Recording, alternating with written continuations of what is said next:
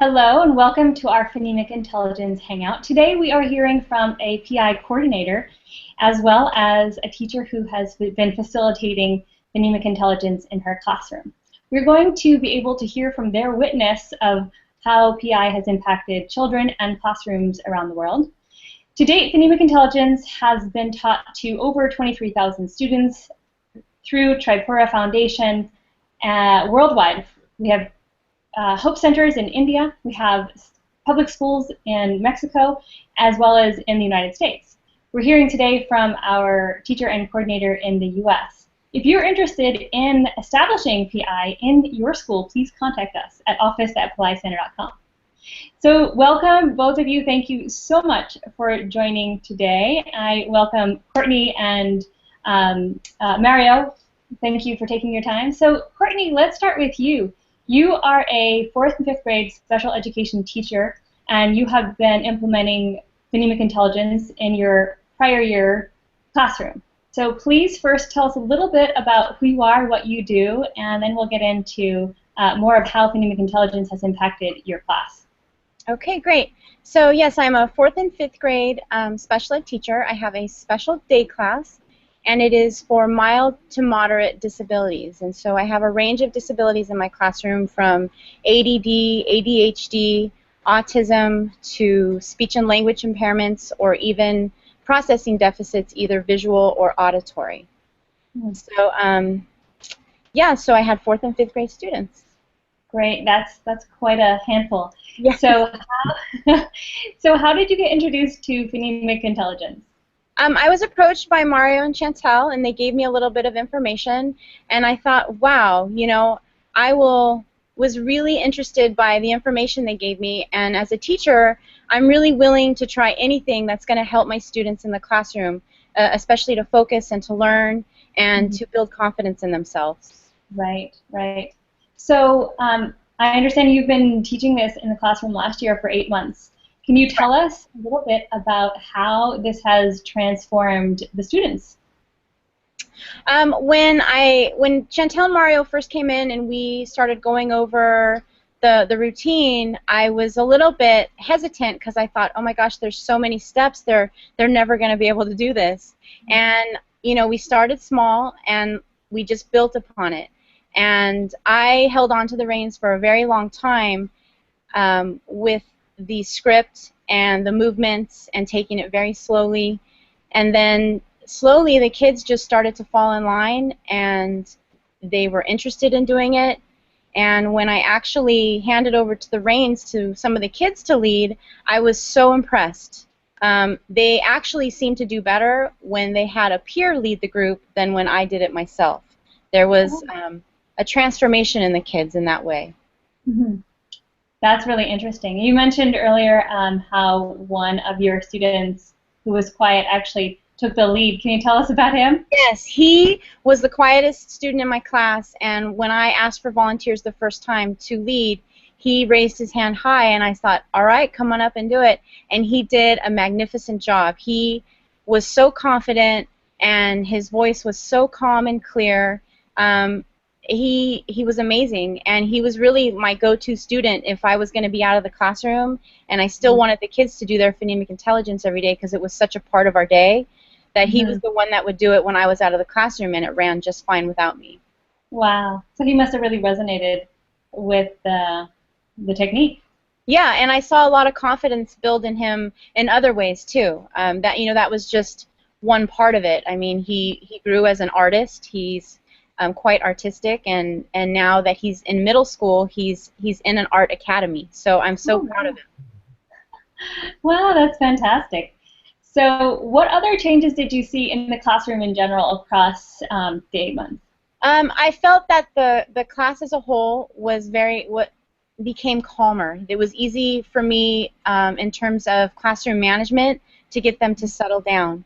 I always used the technique after coming in from recess when they were outside playing, and it was a great way for them to kind of focus in on themselves and get ready for the next task that we were going to do in the classroom.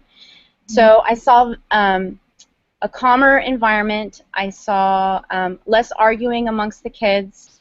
I saw confidence among the students. and really kind of taking responsibility for what they were doing. Some of the students who had problems with focusing and attention, I saw an increase in their ability to stay on task. Wow. And what about behavior problems or any specific kind of scenario you could share with us? One of my students this year is a 5th grader, and he's in another classroom this year, and he has ADHD, and it is quite significant. He has a really hard time staying focused, and it was something that we worked on last year, and this classroom is not doing the phonemic intelligence, and this year he has had an even harder time staying on task, listening to his teacher, and in fact he comes to me every day and he says, "Can I please come back to your class?" So I see with him the phonemic intelligence was really probably an important part to him being so calm. You know, because there were times in the day where I would stop the class and I'd say, "Okay, let's go ahead and do a phonemic intelligence." Even if we'd already done it one time in the day, it was a way for me to get the class focused again, and it worked really well for him. Oh, wow. So you would actually use it throughout the classroom as needed? Yeah. Do check in and... Yeah, here school-wide we do something called self-control time, and instead of doing self-control time, I made it my phonemic intelligence time. And it worked. It kind of had the same effect, but probably even greater gains because we were working on these other things as well. Wow, that's phenomenal. So how do you feel as a teacher in terms of implementing this technique and the benefits that it's provided to your classroom and yourself? I definitely think that the kids at first it's different. It's not something that they're used to doing, and so at first they were a little bit hesitant. But once they grabbed onto it, it changed the energy in the classroom. Everybody making the sounds together, a lot of them would say, "Oh my gosh, I can feel my brain tingling." And I'm like, "Yeah, me too, that's great. I think that's what it's supposed to do." Or "I feel myself getting smarter." And so there was just like this boost of confidence. I'm excited to do it again this year to get started. And I'm hoping that maybe some of the other classrooms on my campus would even be interested, particularly the special ed department, because I think that anything that we can do for these kids to help them build confidence and to work on being able to focus is invaluable. You know, why not? Why wouldn't we? Definitely. I was just going to ask you that. What would you say to other teachers in terms of you know, encouraging them to give this a try, or you know, what would you say to your fellow teachers out there? I would say, you know, I know that a lot of times we feel overwhelmed in the classroom, and we have lots of things that we have to do, and we have timelines and pacing guides, and there's a lot of push for, you know, bringing up test scores. But I would say to them, try it. Just try it. Spend the time in the day and just give it a try, and you will see the difference. You will see the difference. Why wouldn't you? It doesn't cost anything. It just takes a little bit of time. Thank you. That's awesome. And how much time does it take? I say it would be anywhere from 5 to 10 minutes. Yeah, so 5 to 10 minutes a day. 10 minutes would be really long, but I mean, as the kids became more proficient at it, we could get it done in about, I would say, about 7 minutes.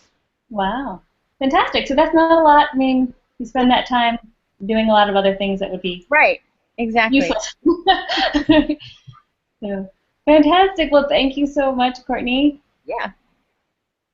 All right, so Mario, Hello. Thanks for tuning in and joining us here. So tell us a little bit about your experiences with Phonemic Intelligence. I understand you are the creative manager at PI, and you actually prepare the training materials that go out to the schools, and that's a phenomenal job. And then you get to go and actually help train the teachers. Is that correct? Yes, that is correct. Actually, that's one of the most enjoyable parts about my job, is I do get to get out in the field, not only deliver the information to the teachers and the children in the beginning, but do follow-ups where we get to see the results in the classroom. We get to do monthly visiting each classroom, whether it's just a one classroom school and sometimes an entire school. You get to go and spend that time with each classroom and the children and see what PI is really doing for everybody. Wow. So can you tell us a little bit about what type of changes you have seen since you're checking in with them every month or so, right? Yes, correct. Every month, we go once a month throughout the entire program. And the first thing that really jumps out at you is the confidence level that comes out in the children. It's usually the second or the third visit you really see where you first walk in and nobody really looks at you, is kind of shy, this type of thing. And even though they don't quite know you yet on the early visits, the second or third time, if you ask a question, you see a lot of hands go up. And they're ready to answer. They've learned about the program. They're already involved in it and enjoying it. So you see that change. And then we get a lot of feedback like Courtney has here from the teachers, really build a strong relationship from the teachers. So we get testimonials from them, from principals, and sometimes from the students as well. So you get to really hear about these changes in their confidence or their, whether they're an aggressive child, maybe fighting or not quite getting along sometimes, to where this is just really calmed down and is not taking place. So you hear quite a bit of different things taking place. Can you give us an example of the type of stories? I'm sorry? Of the type of stories that you hear. Well, I've heard one of them was a young boy in Mexico who was always in conflict with the other students. A lot of times his desk had to be moved away from everybody. He didn't want to be involved during group settings, whether it was a teaching situation or, they sped up for different techniques, those types of things. And after, I think it was about a month of Phonemic Intelligence, he really started to open up. He really started to become friendly, making friends. He never got into any physical conflict with any students throughout the rest of that entire year. So it was just one of those really huge dramatic changes.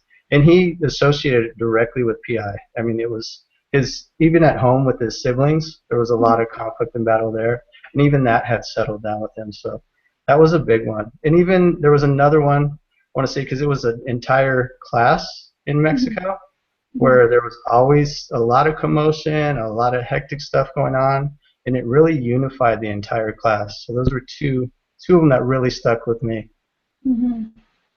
Well, it reminds me of what Courtney said, where it shifted the energy of the entire classroom. And when Courtney and I talked before, I think you said community. Like, it really kind of created a community environment that you guys were doing this, and the sounds shifted the energy and the focus and made a difference throughout the rest of the day for the children. Yeah, I agree. And that's one of the things we really get to see, too, when you're doing an entire school, the program delivering to every classroom. After your fourth visit, you really start seeing each classroom you visit, there is a calmness when you come in, and there's it's a unity, like you were saying. So you really see these shifts and these dramatic transformations, not only in individual children, but as an entire group. Wow, that's incredible. I love the idea of the entire school being transformed. So, Mario, you are also a parent and use Phonemic Intelligence at home. What can you tell us about your personal experience? I do. Actually, my wife and I use Phonemic Intelligence daily, 7 days a week. We get up early and do the technique together. And then we also do the technique with our children. We're at the point where we do it twice a day, once in the morning and then once in the evening. When we first started out, it was in the evening, right before it was bedtime. We get them prepared for bed, and it really calmed that whole havoc where it's, they get all, oh, I don't want to go to bed, that whole panic time, but it's toothbrushing time and all that. We did it before that, and it was a dramatic change almost immediately. They just went about their routine, did their teeth, got themselves ready for bed, so we really started noticing a lot of difference there. And then two of my children had a little bit of reading disabilities, so we started doing it again the morning before school. And then we noticed a huge transformation, because the part about before school was they would start getting themselves ready. There was no more, where's your backpack? What did you do with your folder last night with your homework? It was you'd go in, their thermos would be on the counter, their lunchbox, their backpack was already packed and ready. They got themselves together.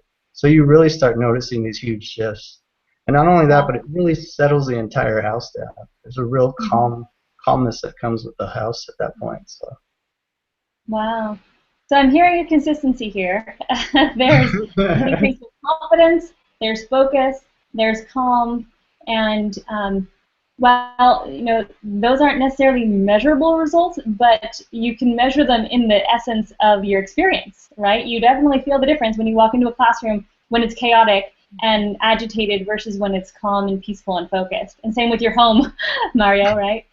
So I think, for me, the takeaway here is that phonemic intelligence, from what I'm hearing, is creating an environment that facilitates a creative process, allowing children to be able to be in their true state of stillness and calm that allows them to express their creativity. Like you said, Courtney, with that child is now able to actually focus on his art and be expressive. To be able to behave better in a way that engages other people so that these children can make progress in their life. So there's definitely a significance that we're hearing throughout all the stories. And I've been talking to other people about phonemic intelligence, and this has been definitely one of the streamlines in terms of results.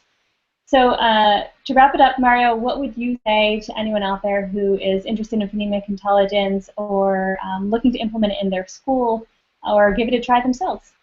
I would say please do contact us, because it really is a huge benefit within the classrooms.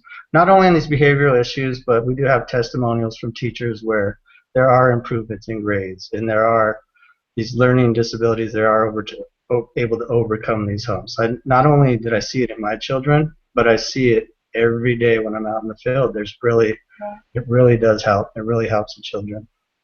Right. Fantastic. Well, thank you. And for those of you at home who are interested in implementing these techniques at home with your own children, there is now a home study program. First time we've ever been introducing this to parents and guidance for children. So this is a phenomenal opportunity to take advantage of this. It's a 12-week course. We guide you through the techniques, everything you need to know about how to start it, how to use the technique with your children, and every week we provide live calls to both practice as well as get your questions answered. That course starts September 26th, so there's a few more days for you to be able to register and get started, and we'd invite you to do that. If you have any questions, do let us know. And thank you both again for joining, and all of you folks at home, we'll talk to you soon. Thank you. Thank you.